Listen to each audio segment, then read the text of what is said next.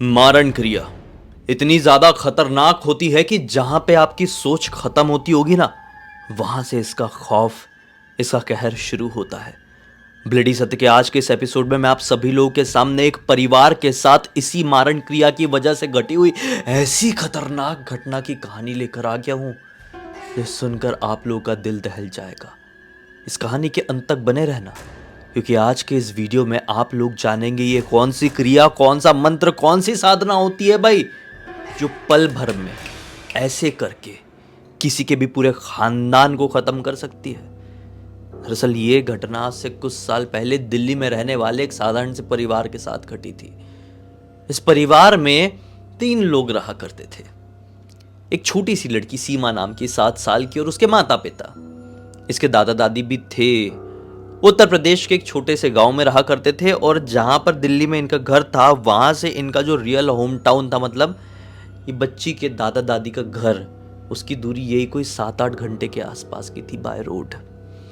जब कभी भी मौका पड़ता था, माँ बेटी बच्ची तीनों गांव के लिए आया जाया करते थे। गांव में कोई फंक्शन हो, कोई त्योहार हो, कुछ भी हो, ये लोग आते जाते थे।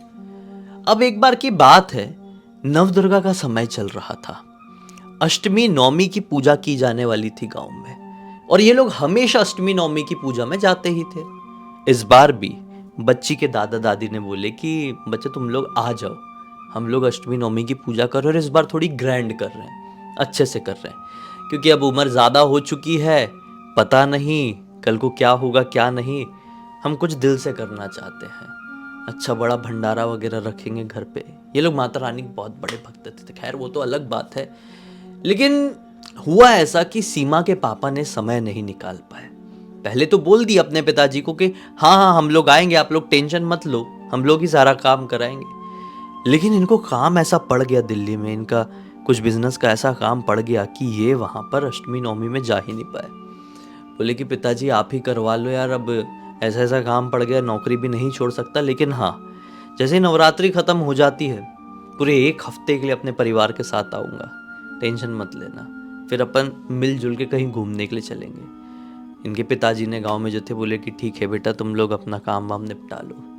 नवरात्रि का जो फंक्शन था, अष्टमी नवमी की जो पूजा थी, गांव में पूरी तरह से कंप्लीट हो गई और नवरात्रि का समय खत्म हो गया।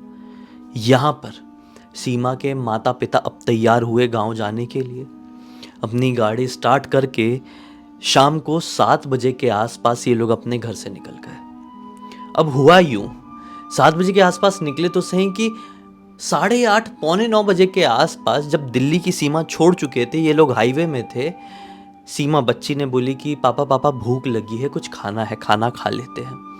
पापा ने बोले कि ठीक है यार, ये तो सोचे ही नहीं थे, चलो उतर के कोई ढाबा वाबा देखते हैं, कोई रेस्टोरेंट अगर हाईवे मिल जाएगा तो वहाँ पे खा लेते हैं। बच्ची को भूख लगी थी। फिर हाईवे में थोड़ी आगे जाने के बाद इन लोगों को एक अच्छा सा रेस्टोरेंट दिखाई दे दिया। पिताजी ने डिसाइड किया कि चलो यहाँ पे उतर जाते और यहाँ पर खाना खाते हैं। वो लोग उतरे, खाना खाए, और पिताजी का यहाँ पर मन कर गया ड्रिंक करने का। यहाँ पर बच्ची की माँ अपने पति से बोलती ही रही कि नहीं नहीं नहीं, आप ड्रिंक मत करो, अभी मत करो, हमको गाड़ी चला के जाना है, रात का समय, हाईवे है। लेकिन वो जिद पे अड़ गए कि मेरा मन है थोड़ी सी थोड़ी सी थोड़ी सी। वो थोड़ी थोड़ी करके जितनी उनको पीनी थी उतनी पी ही लिए, वो ड्रिंक कर लिए।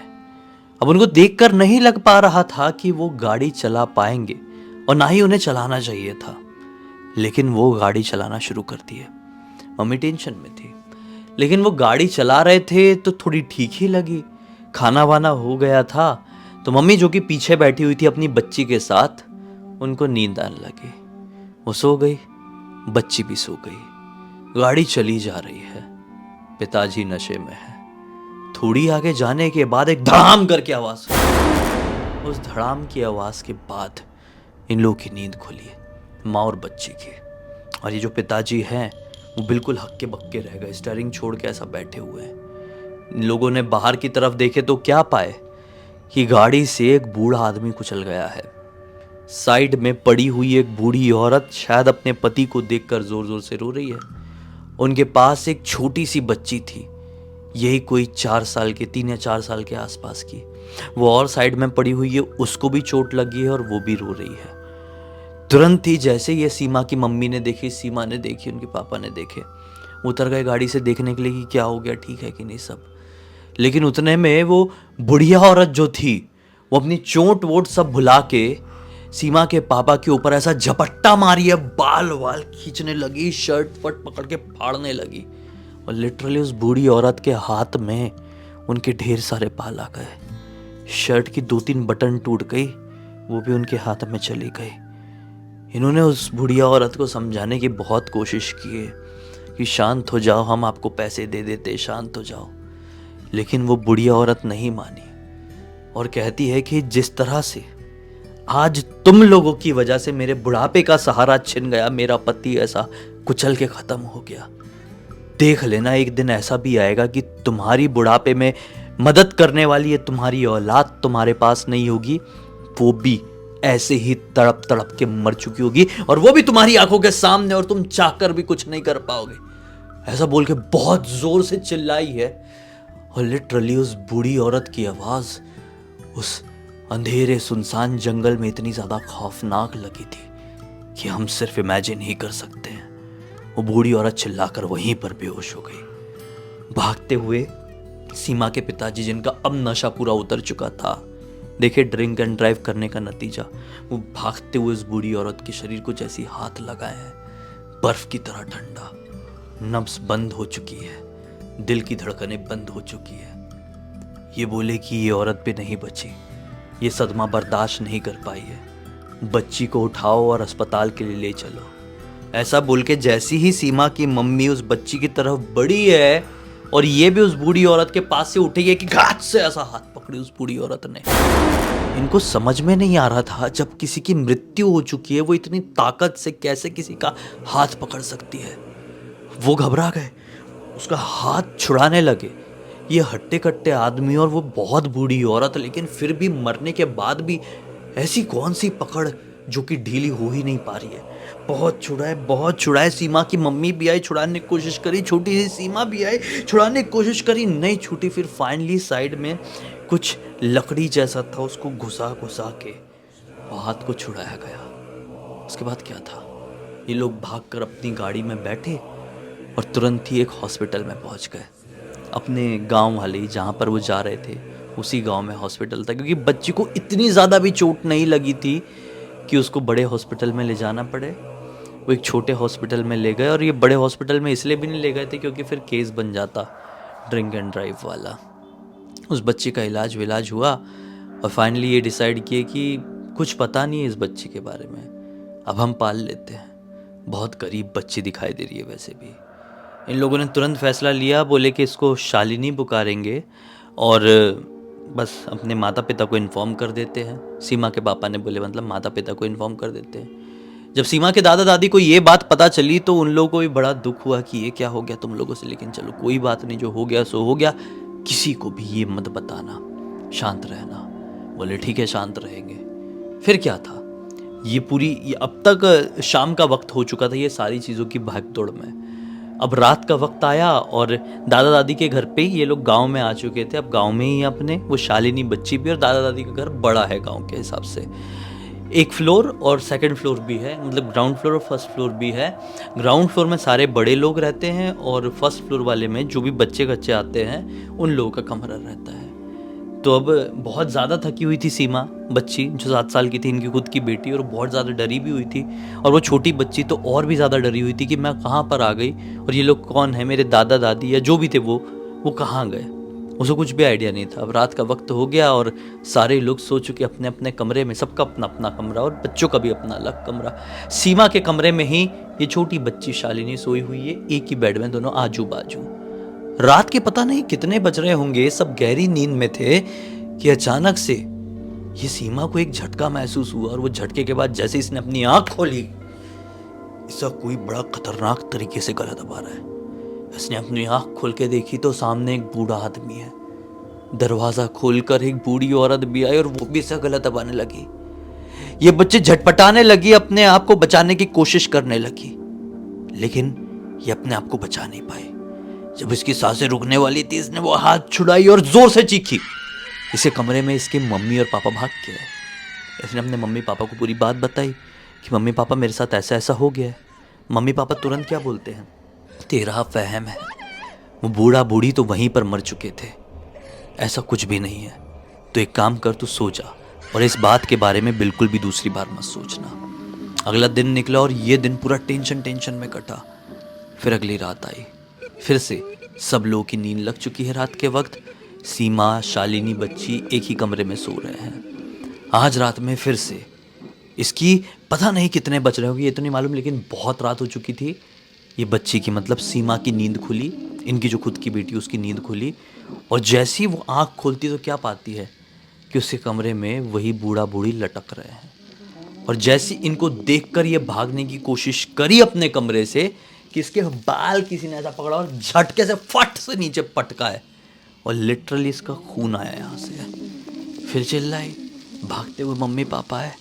मम्मी पापा ने बोले कि नींद में उठ के कहीं चल रही होगी, भाग रही होगी और ये फिसल के गिर गई, खून आ गया। लेकिन फिर से इसने अपने मम्मी पापा को रोते रोते बताई कि मैंने अभी अभी क्या देखी, मैं भूत देख पा रही हूँ अपने कमरे में। लेकिन मम्मी पापा क्या कहते हैं कि तू उस चीज़ से बाहर नहीं निकल पा रही बेटा, तू बहुत छोटी है और ये सब कुछ मत सोच। वो कोई पिक्चर नहीं थी, फिल्म नहीं थी, हमारे साथ कुछ बहुत खौफनाक हुआ है और उसको हमको दिमाग से निकालना ही पड़ेगा। लेकिन नहीं, ये सच्चाई थी और इसके मम्मी पापा ये बात मानने के लिए तैयार नहीं थे। दादा दादी ने भी सुबह बोले कि 2 रात से हो क्या रहा है, ये बच्ची चिल्ला क्यों रही है इतना। दादा दादी को भी बताया गया और दादा दादी ने भी सेम बात बोले और इस बच्ची की बात नहीं माना गया। फिर से एक रात आई और इस रात को ये सो रही है, फिर से सब लोग सो चुके, फिर से रात का वक्त आया, चीज़ें बहुत रिपीटेटिव हो रही थी। ये सो गई, फिर से पता नहीं कितने बजे हुए थे, इसे कमरे का दरवाज़ा किसी ने खटखटाया। ये कोई और ही आदमी था, ये ना ही वो बूढ़ा था ना ही वो बुढ़िया थी, कोई और था। इसको जैसे इसने दरवाज़ा खोली, उस चीज़ ने, उस व्यक्ति ने हिप्नोटाइज कर लिया। ये उसकी आंखों में देखती ही रह गई। चलते चलते चलते चलते वो आगे चल रही है, पीछे ये अपने घर के छत में पहुंच गई और छत के ऊपर की रेलिंग के सबसे आखिरी वाले कॉर्नर में। और फिर अचानक से एक धक्का पड़ा है और ये पूरी तरीके से नीचे। लेकिन किस्मत इतनी अच्छी कि दादा दादी के घर पे कुछ तो भी कंस्ट्रक्शन का काम चल रहा था और नीचे था रेत का भंडार। ये रेत के ऊपर गिरी है, लेकिन फिर भी हाइट से गिरी है।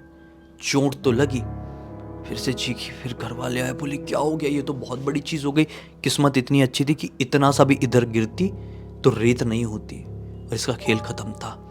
क्या हो गया है इसे संभालो तुम। फिर इन लोग बात करते हैं कि ये बच्ची जो है, इसके दिमाग में कुछ गहरा असर पड़ा है जिसकी वजह से ये नींद नांद में चलने लगी है। कल शहर में किसी डॉक्टर के पास लेके जाते हैं, वापस दिल्ली। लेकिन क्या अगला दिन सही सलामत निकल पाएगा, ये सोच इन लोगों को भी मारने लगी। और इन लोगों ने डिसाइड किया कि आज की रात सीमा, शालिनी दोनों को अपने साथ सुलाएंगे। माता पिता साथ में सुलाया गया और फिर अगले दिन इन लोग चाहकर भी दिल्ली के लिए नहीं निकल पाए। जैसे ही निकलने के लिए अपनी गाड़ी में बैठे तो गाड़ी स्टार्ट ही ना हो। पता नहीं, गाड़ी पूरी सही सलामत, ज़्यादा पुरानी गाड़ी भी नहीं, नई गाड़ी है, कुछ ही दिन पहले सर्विसिंग हुई है, गाड़ी स्टार्ट ही नहीं हो रही है। इन लोगों का दिमाग खराब हो गया कि ये कैसे पॉसिबल हो सकता है। मैकेनिक को बुलाया गया और मैकेनिक ने बोला कुछ समझ में नहीं आ रहा, पूरा इंजन खोल खाल के देखना पड़ेगा, टाइम लगेगा, आप लोग दिल्ली नहीं जा सकते। फिर इन लोगों ने बोले कुछ ऑप्शन नहीं है, गाड़ी सुधरने देते हैं और आज की रात और यहीं पर काट लेते हैं। लेकिन फिर से सीमा ने जिद करी कि मैं अकेले ही सोऊंगी। सीमा को पसंद नहीं था ऐसे बड़ों के साथ सोना, उसकी शुरू से आदत थी अकेले सोने की। मम्मी ने बोली ठीक है बेटा, कुछ भी गड़बड़ी फील हो तो तुरंत मुझे बुला लेना।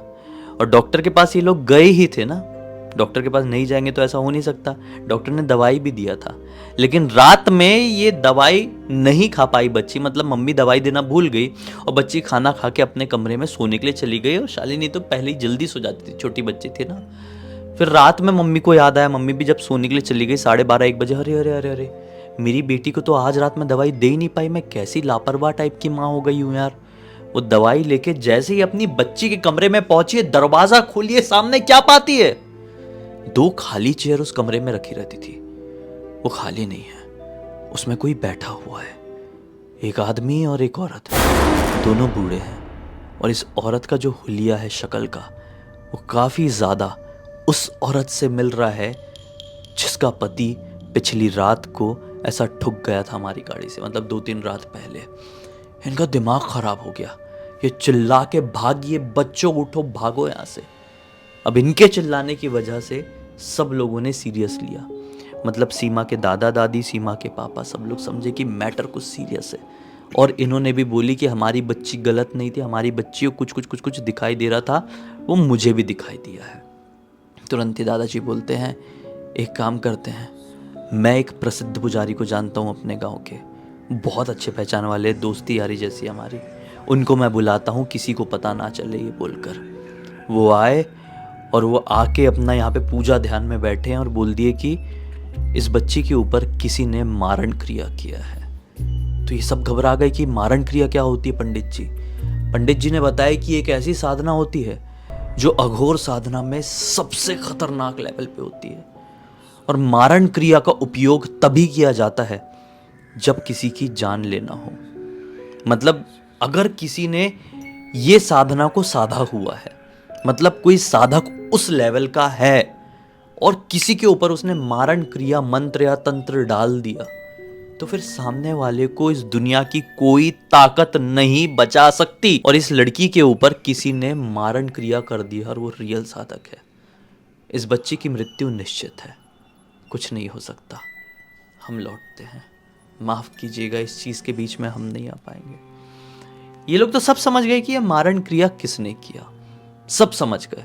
मतलब उस बुढ़िया औरत ने नहीं की भले ही, लेकिन हो सकता है उसे किसी पहचान वाले ने कर दिया, उसे किसी रिश्तेदार ने किया, लेकिन वहीं से ये चीज़ आई, ये समझ गए। पंडित जी जाने लगे, लेकिन फिर सीमा की माँ रोते रोते कहती है कि आप भगवान भी नहीं बचा सकते। पंडित जी रुके, अब बोले एक ही है, कालों के काल महाकाल, सिर्फ महाकाल ही इस काल को काट सकते हैं, और कोई नहीं, कोई भी नहीं। किस्मत अच्छी है तो जल्द से जल्द महाकालेश्वर के दरबार में जाओ।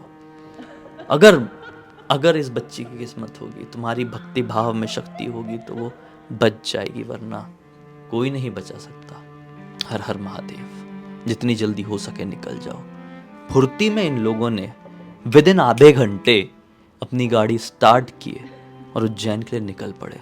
पूरे रास्ते डर लगा हुआ था, कुछ ऐसा ना हो जाए, वैसा ना हो जाए, लेकिन शायद महाकाल ने खुद इनको अपने दरबार में बुलाए थे। कुछ नहीं हुआ। वहाँ पर महाकाल के दर्शन किए और वहाँ के पुजारी जी से बताया गया कि पूरी बात नहीं बताई गई, और ये बताया गया कि हमें किसी बड़े पुजारी ने बताया कि हमारी बच्ची के ऊपर मारण क्रिया किसी ने कर दिया है। वहाँ के पुजारी जी ने महादेव की भस्म की मदद से, महाकालेश्वर को जो भस्म चढ़ती है, जो भस्म आरती होती है, उसकी मदद से एक ऐसी पूजा की है जिससे तुरंत ही राहत फील हुई, एक पॉजिटिविटी फील हुई, और ये लोग फिर पूरे इत्मीनान के साथ अपने गांव लौट पाए। ये लोगों ने डिसाइड किया कि हम लोग गांव में ज़्यादा ठहरेंगे नहीं, दिल्ली लौट जाएंगे। ये लोग दिल्ली लौट गए और फिर ऐसा कुछ इस बच्ची के साथ नहीं हुआ। आज वो शालिनी, वो छोटी बच्ची जो कि उस बूढ़ा बूढ़ी के पास से मिली थी, वो इन लोगों के साथ है और बिल्कुल बहन जैसी रहती है। आज काफ़ी समय बीत गया है, लगभग 10 साल। अपनी 7 साल की सीमा अब 17-18 साल की हो चुकी है और वो बच्ची 13-14 साल की हो चुकी है। उस बच्ची को भी सब कुछ पता है कि क्या था इतिहास। सैड होती है लेकिन खुश भी है कि आज मुझे अच्छी ज़िंदगी मिल गई है। इस पूरी घटना की जानकारी किसी और ने नहीं, बल्कि खुद सीमा ने मुझे इंस्टाग्राम पर लिख कर भेजी और बोली कि बताइए आप कि कितना ज़रूरी होता है लोगों को ये सीख मिलना कि कभी भी शराब पी के गाड़ी ना चलाएं, कोई भी नशा करके गाड़ी ना चलाएं, गलती से भी नहीं चलाएं, क्योंकि आपकी एक गलती की वजह से क्या कुछ हो सकता है, इस कहानी से समझ में आ रहा होगा। मारण क्रिया कितनी ज़्यादा खतरनाक होती है ये भी आज आप लोगों को पता चल गया होगा। इसी एक नोट के साथ इस कहानी का अंत करते हैं। अब तक इस वीडियो को देखे हैं तो लाइक ज़रूर कर देना, चैनल को सब्सक्राइब करके बेल आइकन दबा के ऑल के ऑप्शन में क्लिक करना, क्योंकि इसी तरह के हैरान कर देने वाले खौफनाक वीडियोस डेली आप लोग के सामने लेके आता रहता हूँ। इंस्टाग्राम की लिंक इस वीडियो के डिस्क्रिप्शन बॉक्स में मिल जाए, क्लिक करके डायरेक्टली वहाँ पर पहुँच जाना। और इसी तरह की कोई भी कहानी, टॉपिक या जानकारी आप लोग के पास भी है तो लिख भेजना। हो सकता है मेरा अगला वीडियो कल आपके हिसाब से बन रहा हो। तो चलिए कल फिर से मिलता हूँ, तब तक के लिए बहुत बहुत धन्यवाद। आपका दिन शुभ हो। हर हर महादेव।